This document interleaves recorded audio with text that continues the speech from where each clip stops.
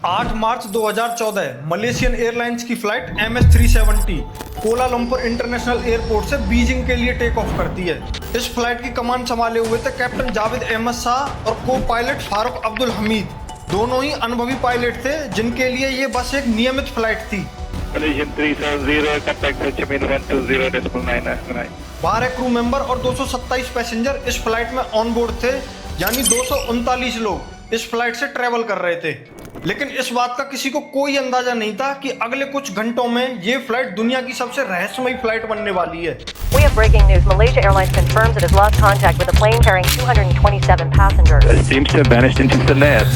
What do we tell the family members? What do we tell the media?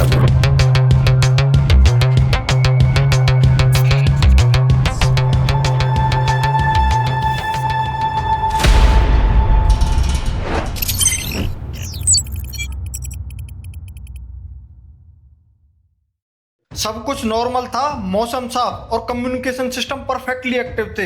और इसी के साथ air traffic control pilots को root clearance की permission देता है।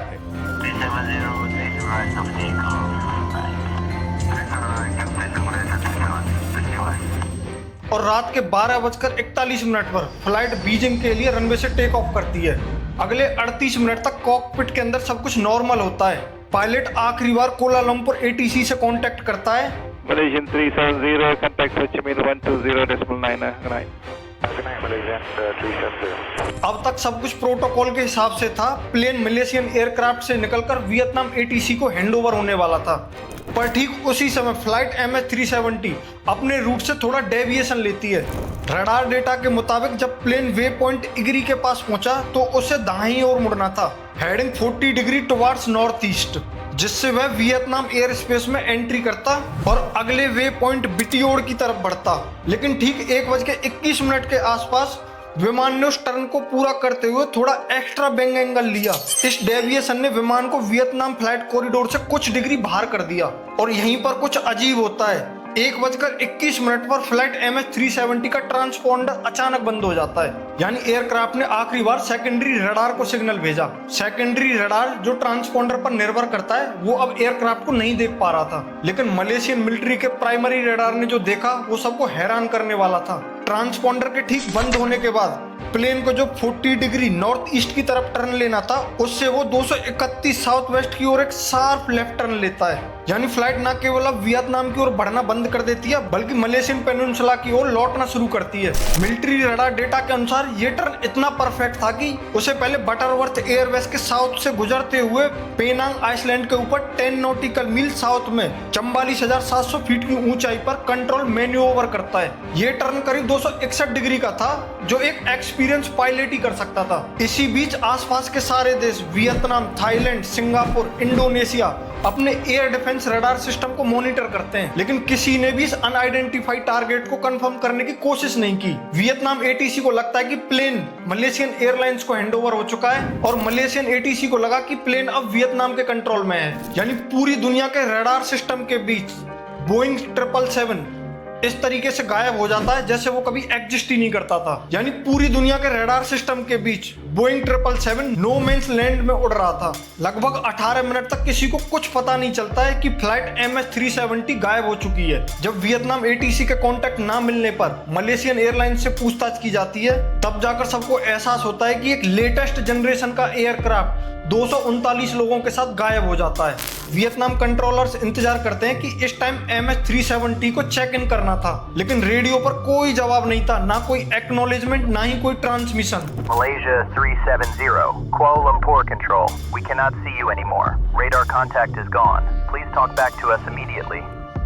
ATC ने मलेशियन रडार से पूछा, क्या आपका एयरक्राफ्ट हैंडओवर हो गया? मलेशियन ने कहा हाँ अभी अभी। और वियतनाम जवाब देता है कि हमारे पास तो कोई एयरक्राफ्ट आया ही नहीं। उस वक्त किसी को नहीं पता था कि ये कंफ्यूजन पूरी दुनिया को झंझोड़ देगा।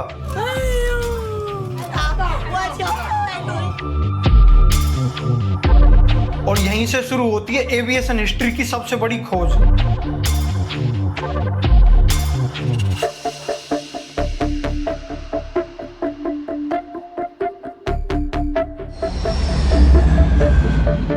सबसे पहले समझिए, एक कॉमर्शियल जेट को ट्रैक करने के दो तरीके होते हैं।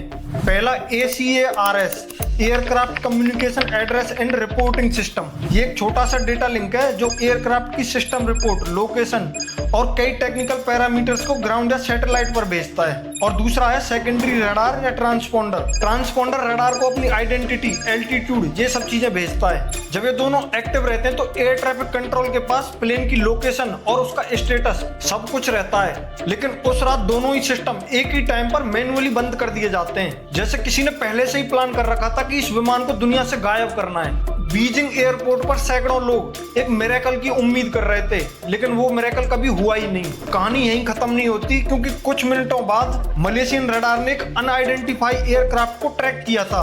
वो MS-370 ही था जो वेस्ट की तरफ उड़ रहा था, अपने रूट से बिल्कुल ही अपोजिट। ध्यान दीजिए, अगर प्लेन उसी एल्टीट्यूड पर रहकर ईस्ट की ओर बढ़ता तो कुछ ही मिनटों में हो चिन मिन रडार जोन में आ जाता।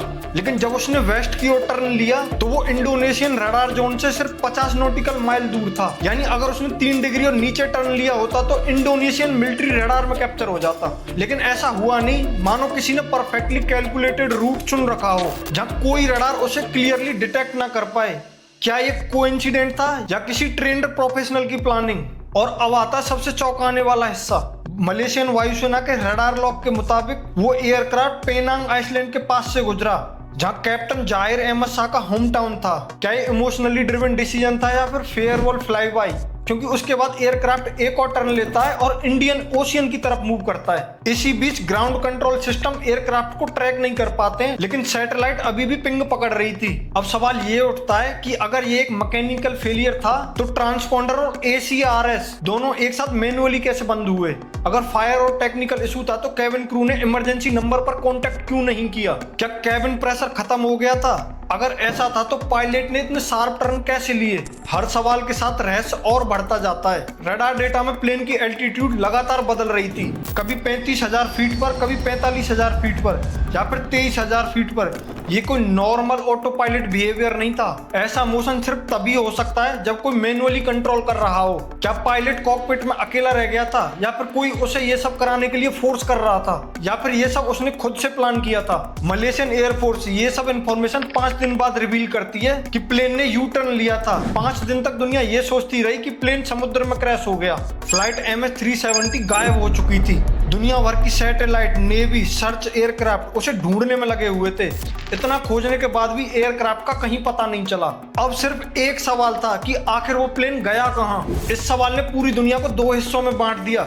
कुछ लोग मानते थे कि ये एक हादसा है और कुछ लोग कहते थे कि ये एक साजिश है। लेकिन आज भी एक ऐसी थ्योरी है जो लोगों को जगाए रखती है। सबसे पहला शक जाता है कैप्टन जाहिर अहमद शाह पर। 53 साल के इस अनुभवी पायलट को 18,000 घंटे से भी ज्यादा फ्लाइट उड़ाने का एक्सपीरियंस था।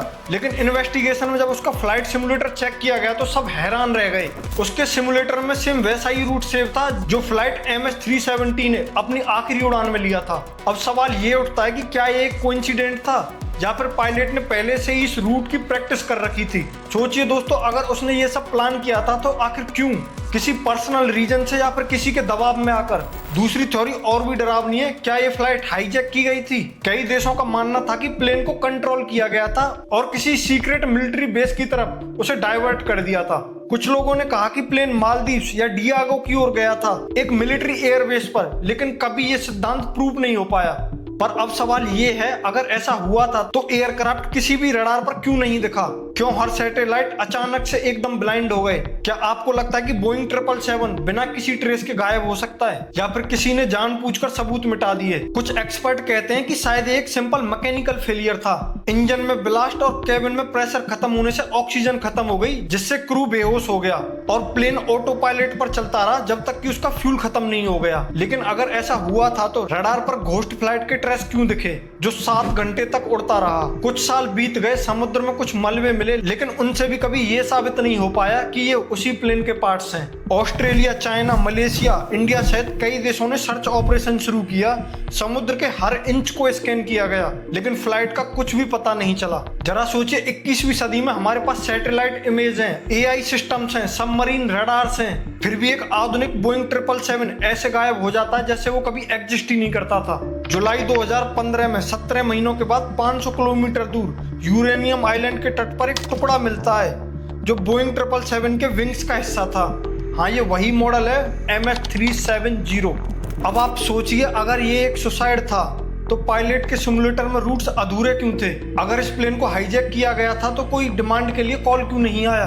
अगर ये एक एक्सप्लोजन था तो कोई मलबा क्यों नहीं मिला? और किसी भी सैटेलाइट ने कोई भी एक्सप्लोजिव डिटेक्ट क्यों नहीं किया? 3 सालों तक जहाज, ड्रोन, सबमरीन सबसे इसकी तलाश की गई। हजारों करोड़ों रुपए खर्च हो गए, लाखों घंटों की मेहनत, लेकिन कुछ भी नहीं मिला। फ्लाइट MS-370 सिर्फ एक रहस्य नहीं, एक ऐसा सवाल बन चुका है जो आज भी हवा में तैरता है। कैसे मॉडर्न टेक्नोलॉजी के दौर में एक विशाल एयरक्राफ्ट बिना कोई निशान छोड़े ऐसे गायब हो जाता है? सोचिए 21वीं सदी में जहां हम चांद पर पहुंच चुके हैं, मंगल पर रोवर भेज चुके हैं और AI और सैटेलाइट से पूरी धरती पर नजर रखते हैं, लेकिन अपने ही प्लानेट के ओशियन में एक एयरक्राफ्ट को नहीं ढूंढ पाते। फ्लाइट MS-370 एक ऐसा रहस्य बन चुकी है जो साइंटिस्ट, टेक्नोलॉजी और लॉजिक्स को चुनौती देता है। तो दोस्तों, आप क्या सोचते हो, फ्लाइट MS-370 के साथ उस रात क्या हुआ होगा? अपनी राय कमेंट बॉक्स में जरूर बताएं। जय हिंद।